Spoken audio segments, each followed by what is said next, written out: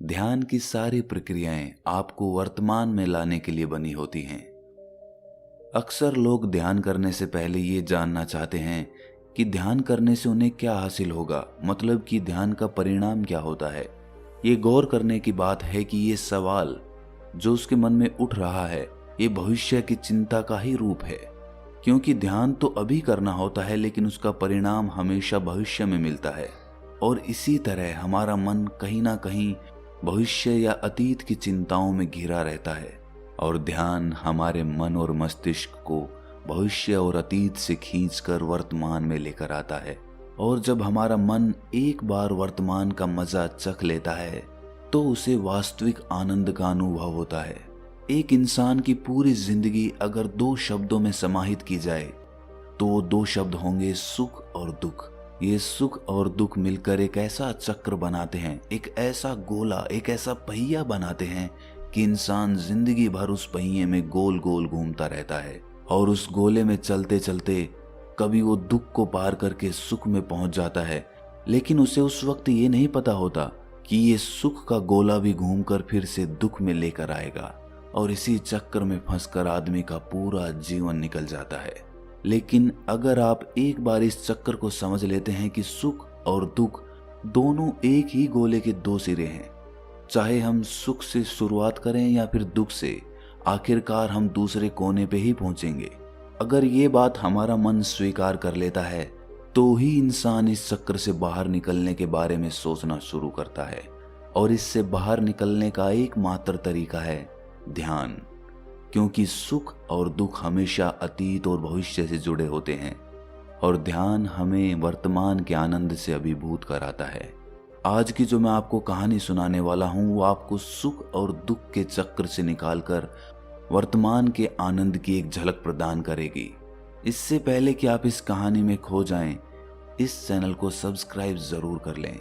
एक बार की बात है, एक नौजवान युवक बुद्ध के पास आता है और उनसे कहता है कि हे बुद्ध, क्या आप मेरे एक सवाल का जवाब देंगे? बुद्ध ने मुस्कुराते हुए कहा कि पूछो, क्या पूछना है। इसके बाद उस युवक ने कहा कि हे बुद्ध, मेरी उम्र अभी बहुत ज्यादा नहीं है, लेकिन मैं बहुत परेशान रहता हूँ, बहुत दुखी रहता हूँ। मैं आपसे ये जानना चाहता हूँ कि मेरे जीवन में अभी से इतने दुख हैं, तो मेरी जिंदगी तो अभी बहुत बाकी है। क्या मेरे जीवन में दुख बढ़ते ही रहेंगे? क्या इन दुखों से छुटकारा पाने का कोई रास्ता नहीं है? ये सुनकर बुद्ध कहते हैं कि कहाँ है तुम्हारे दुख? मुझे तो दिखाई नहीं दे रहे। ये सुनकर वो युवक कहता है कि हे बुद्ध, दुख तो मेरे अंदर है, मेरे भीतर है, वो आपको कैसे दिखाई देंगे? ये सुनकर बुद्ध उस युवक से पूछते हैं कि क्या तुम्हें अपने दुख दिखाई देते हैं? वो युवक कहता है कि हाँ बुद्ध, मैं अपने दुखों को भली भांति देख पा रहा हूँ। तब बुद्ध ने पूछा कि इन दुखों का मूल क्या है? बुद्ध में और उस युवक में चर्चा चल ही रही होती है कि तभी एक भिक्षु दौड़कर वहां पर आता है। वो भिक्षु तथागत बुद्ध के कान में कुछ कहता है। इसके बाद बुद्ध उस युवक से कहते हैं कि चलो, आज मैं तुम्हें जीवन का सत्य दिखाने के लिए एक जगह पर लेकर चलता हूँ। वहां पे तुम्हें कुछ भी नहीं बोलना है, चुपचाप सारी बातें सुनते रहना है। इसके बाद तुम्हें अपने सारे प्रश्नों के उत्तर खुद ही मिल जाएंगे। ये कहकर वो युवक गौतम बुद्ध के पीछे पीछे चलने लगता है। कुछ दूर चलने के बाद गौतम बुद्ध एक घर में प्रवेश करते हैं। घर में प्रवेश करने के बाद वो युवक और तथागत बुद्ध देखते हैं कि वहां पर बहुत सारे लोग इकट्ठे हो रखे हैं, और बीच में चारपाई पर एक वृद्ध आदमी लेटा हुआ है। बुद्ध को देखते ही सभी लोगों ने उनके लिए राह बनाई, और बुद्ध उस आदमी के पास वहीं उसकी चारपाई पर जाकर बैठ जाते हैं। वो युवक भी पास में ही बैठ जाता है। इसके बाद वो वृद्ध आदमी जो चारपाई पर लेटा हुआ था कहना शुरू करता है कि हे बुद्ध, मैं नहीं जानता कि मेरे जीवन में कितनी सांसें और बची हैं। पता नहीं किस वक्त मुझे भगवान के घर से बुलावा आ जाए। हे बुद्ध, मैं मरने से पहले अपने कुछ सवालों के जवाब आपसे जानना चाहता हूँ। मुझे पता है कि उन सवालों के जवाब आप ही मुझे दे सकते हैं, इसीलिए मैंने आपको यहाँ पर बुलाया है। इसके बाद उस वृद्ध आदमी ने कहना शुरू किया कि हे बुद्ध, अपने आखिरी वक्त में मुझे अपने बचपन के दिन बहुत याद आ रहे हैं। मैं अपने बचपन के दिनों को याद करता हूँ और सोचता हूँ कि वो भी क्या दिन थे। ना कुछ पाने की फिक्र, ना कुछ खोने का गम। बचपन के उन दिनों को याद करके मेरी आंखों में आंसू आ जाते हैं। मुझे लगता है कि कितनी आज़ादी थी उस समय। मेरा मन कितना खुला हुआ था। मन में कुछ भी पाने की इच्छा नहीं थी। जिस भी खेल में लग जाते थे उसी खेल में पूरे दिन लगे रहते थे। लेकिन कुछ समय बाद जैसे जैसे मैं बड़ा होने लगा वैसे वैसे लोग मुझे जिंदगी की दौड़ में आगे निकलने के लिए कहने लगे। मेरे पिता अक्सर मुझसे कहा करते थे कि तुम पढ़ाई में अपने भाई जैसे क्यों नहीं हो, तुम दूसरे लोगों से पीछे क्यों रहते हो। ये सब सुन सुनकर मेरा मन बहुत बेचैन रहने लगा। लोग मुझे बहुत ताने देते थे क्योंकि ना तो मैं खेल में अच्छा था और ना ही पढ़ाई में अच्छा था। सब लोग मुझे किसी और की तरह बनने के लिए कहते थे और उनके तानों से तंग आकर मैंने जीवन में कुछ हासिल करने का निश्चय किया।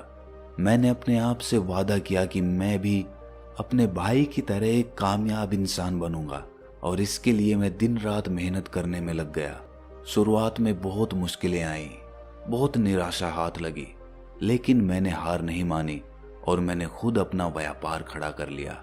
उसके बाद मुझे कुछ पाने का एहसास हुआ। मुझे बहुत खुशी हुई क्योंकि जो लोग मुझे ताने देते थे वही लोग अब मेरे आगे पीछे घूमने लगे थे। कुछ वक्त बाद एक रईस बेटी के साथ मेरी शादी हो गई और उसके बाद मुझे लग रहा था जैसे मेरा जीवन स्वर्ग बन गया हो। कुछ साल बाद मुझे 2 बेटे प्राप्त हुए। दोनों बहुत ही सुंदर और हष्ट-पुष्ट थे। अब मेरा मन मेरे बच्चों के लिए कुछ करने को उत्सुक हो गया। मैं और भी ज्यादा धन कमाने में लग गया और जल्द ही मैं अपने नगर का सबसे बड़ा व्यापारी बन गया। सब कुछ अच्छा चल रहा था, लेकिन अनहोनी को कौन टाल सकता है। एक दिन अचानक मेरी पत्नी मुझे छोड़कर चल बसी। इससे मुझे बहुत गहरा आघात पहुंचा। मैं कई दिनों तक अपने घर से बाहर नहीं निकला। मेरे बेटे मुझे हिम्मत देते थे कि पिताजी, माताजी तो नहीं रही और जो हो चुका वो वापस नहीं आ सकता, लेकिन हम दोनों भाई आपका हमेशा साथ देंगे, आपकी हमेशा सेवा करेंगे। आपको किसी बात की कोई चिंता करने की आवश्यकता नहीं है। और धीरे धीरे मैंने भी अपने मन को समझा लिया कि अब तो मुझे अपनी प्रिय पत्नी के बिना ही जीना पड़ेगा। इसीलिए मैंने अपना मन अपने बेटों के साथ जोड़ लिया। उनकी खुशी में ही मुझे खुशी होती थी, उनके दुख में ही मुझे दुख होता था। इसके बाद उस वृद्ध आदमी ने कहा कि हे बुद्ध, इस जीवन चक्र में अक्सर मुझे महसूस होता था कि आखिर जीवन क्या है। जीवन को उसकी गहराइयों में कैसे जाना जाए। ये कैसे जाना जाए कि मैं कौन हूँ और मैं इस दुनिया में क्या करने के लिए आया हूँ। ऐसे तमाम सवाल मेरे मन में उठते रहते थे और मुझे आपके बारे में भी पता चला कि बुद्ध ऐसी ध्यान की प्रणालियां बताते हैं जिससे जीवन का मतलब समझा जा सकता है। लेकिन मैं हमेशा सोचता रहता था कि पहले मैं अपने जीवन से दुखों और परेशानियों को दूर कर देता हूँ, उसके बाद ध्यान में मैं अपना पूरा मन लगाऊंगा। और यही सोच सोचकर मैं कभी ध्यान नहीं कर पाता था। धीरे धीरे वक्त बीतता रहा और आखिर में उम्र ढलने के बाद मैं बीमार पड़ गया। वैसे मेरे जीवन में कोई कमी नहीं रही। मेरे बेटों ने मेरा अच्छा साथ दिया। मैंने जीवन में बहुत कुछ हासिल भी किया। लेकिन अब मैं अपने जीवन में अगर पीछे मुड़कर देखता हूँ तो मुझे एहसास होता है कि मेरे बचपन के दिन ही सबसे प्यारे दिन थे। तब उस वृद्ध आदमी ने बुद्ध से पूछा, मैं चंद घड़ियों का मेहमान बचा हूँ, ये मैं जानता हूँ, लेकिन क्या आप कुछ ऐसा सूत्र मुझे बता सकते हैं जिससे कि मैं सुकून से मर सकूं, मेरे मन के सारे सवाल जवाब शांत हो जाएं और मैं जीवन का असली मतलब समझकर मर सकूं। ये सुनकर बुद्ध ने कहा कि हर इंसान को बचपन के दिन प्रिय क्यों होते हैं, क्योंकि उस समय उसे कोई भी चिंताएं नहीं रहती। वो आजाद होता है, उसके मन में कोई लालसा नहीं होती। वो जिस काम में भी लग जाता है उसी में मग्न हो जाता है। लेकिन जैसे जैसे इंसान की आयु बढ़ने लगती है वैसे वैसे उसकी इच्छाएं, उसकी कामनाएं दिन ब दिन बढ़ती जाती है और इसीलिए अक्सर इंसान भविष्य की तैयारियों में लगा रहता है या फिर अतीत के बारे में सोचता रहता है और वो वर्तमान में जीना भूल ही जाता है। और वहीं अगर हम किसी छोटे बच्चे को देखें तो उसके लिए कोई भविष्य या कोई अतीत नहीं होता। उसके लिए बस वर्तमान होता है और इसीलिए वो वर्तमान में पूरा आनंदित होकर रहता है।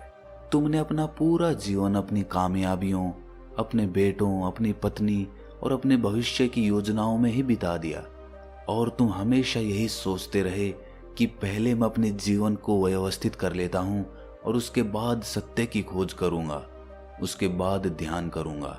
लेकिन हम ये भूल जाते हैं कि कल कभी नहीं आता। भविष्य की योजनाएं कभी पूरी नहीं होती।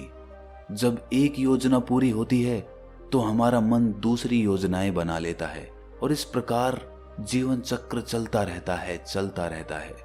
और अब आखिरी समय में जब मृत्यु तुम्हारी सैया पर लेटी हुई है तो तुम्हें एहसास हो रहा है कि मैंने जीवन में कुछ भी हासिल नहीं किया। अब तुम्हें लग रहा है कि जो भी तुमने किया उसमें से तुम एक सुई भी अपने साथ नहीं ले जा सकते। अगर यही बात तुम उस वक्त समझ लेते, मृत्यु कभी निश्चित होकर नहीं आती, वो तो कभी भी आ सकती है। अगर ये बात उस वक्त तुम्हारा मन समझ लेता तो तुम उसी वक्त ध्यान और सत्य की खोज में लग जाते। तुम कोई ऐसी चीज खोजने की कोशिश करते जो तुम्हारे साथ जा सके, जो तुम्हें परिपूर्णता से मरने का मार्ग दिखा सके। उस वृद्ध आदमी ने हाथ जोड़कर बुद्ध से कहा कि हे बुद्ध, ये तो मैं जानता हूं कि मुझसे गलतियां हुई हैं। मैंने अपने जीवन को सार्थक रूप से जिया ही नहीं और इस बात का मुझे बहुत गहरे में एहसास हो चुका है। लेकिन मैं आपसे फिर से वही सूत्र जानना चाहता हूं कि क्या मैं अभी परिपूर्णता के साथ नहीं मर सकता? क्या मुझे अभी सत्य की कोई झलक नहीं मिल सकती? ये सुनकर बुद्ध ने उस आदमी का हाथ सहलाते हुए कहा कि अब तो एक ही सूत्र समझने लायक रह जाता है और वो सूत्र ये है कि तुमने जीवन में जो कुछ भी पाया या जो कुछ भी खोया वो सब यहीं पर छोड़कर चले जाओ। उसे अपने मन के साथ जोड़कर मत ले जाओ। अपने मन में ये भाव पैदा करो कि तुमने अपने जीवन से बहुत कुछ सीख लिया और वास्तविकता में तुमने अपने जीवन में बहुत प्रगति की है, क्योंकि तुमने ये जान लिया है कि जीवन में कुछ भी सार्थक नहीं है और ये जानना भी बहुत बड़ी उपलब्धि होती है। लोग जीवन भर जीते जीते मर जाते हैं लेकिन उन्हें जीवन की निरर्थकता का कोई पता नहीं चलता। इसीलिए अभी अपने मन से सारे सवाल गिरा दो और ये भाव पैदा करो कि जीवन में जो कुछ जानने जैसा था वो मैंने जान लिया है और अब जीवन में कुछ भी जानने जैसा नहीं बचा है।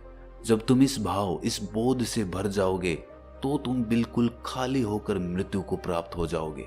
और वास्तविकता में यही मरने की कला होती है।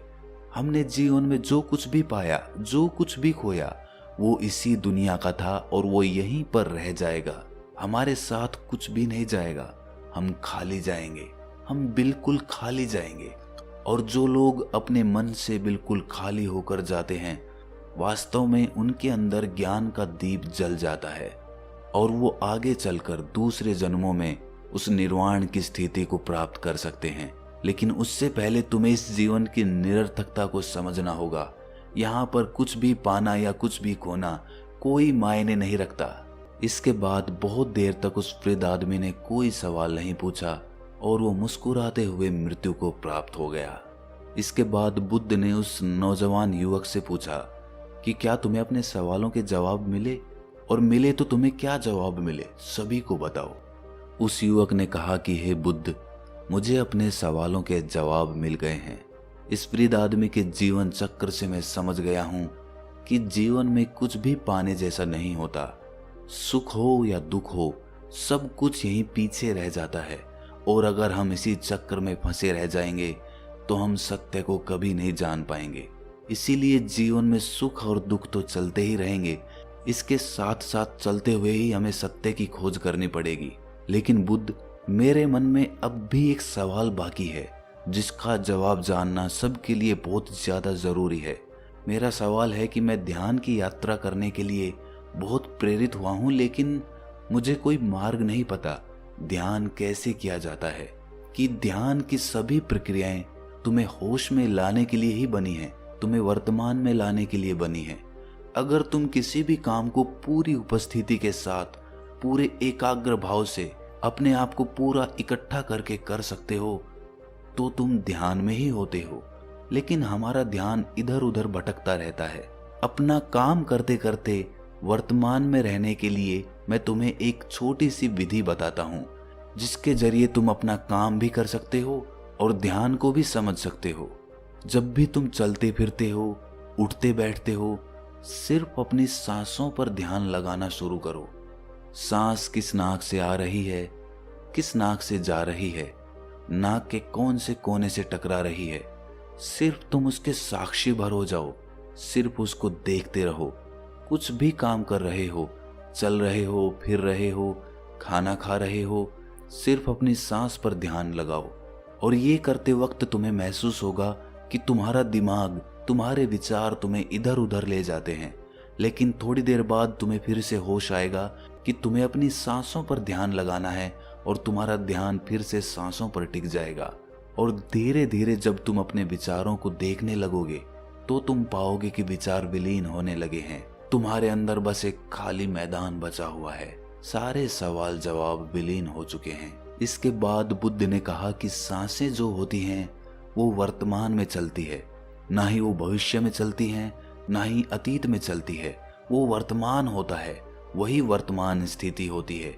और जब तुम अपनी सांसों से जुड़ जाते हो तो तुम वर्तमान में ध्यान लगाना सीख जाते हो, क्योंकि सांसें जिन पर तुम ध्यान लगा रहे हो वो वर्तमान में चल रही होती है। इसके बाद धीरे धीरे कदम दर कदम तुम्हें ध्यान का खुद ही एहसास होने लगेगा। फिर तुम जो भी काम करोगे उसमें तुम्हारा पूरा चित्त लगा होगा। तो शुरुआत वहीं से करो जहां पर तुम हो। यहीं से, अभी से अपनी सांसों को पकड़ना शुरू कर दो। तो दोस्तों, कैसी लगी आपको ये कहानी कमेंट सेक्शन में जरूर बताना, और अच्छी लगी तो इस चैनल को सब्सक्राइब करना मत भूलना। तो मिलते हैं अगली कहानी में, तब तक के लिए अपना ख्याल रखें।